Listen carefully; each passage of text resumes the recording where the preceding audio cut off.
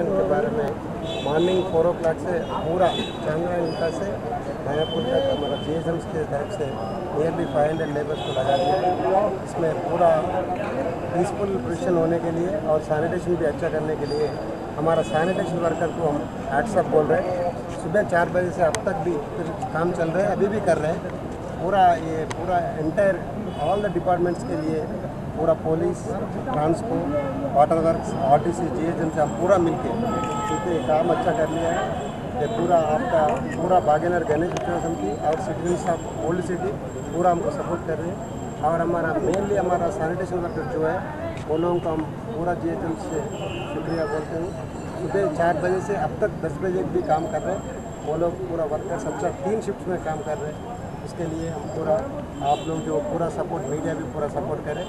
ये entire peaceful होने के लिए हमारा पुलिस डिपार्टमेंट की पूरा एंटायर ऑल डिपार्टमेंट अच्छा कोऑर्डिनेशन करके हमारा DC से हम बहुत मीटिंग रखे थे।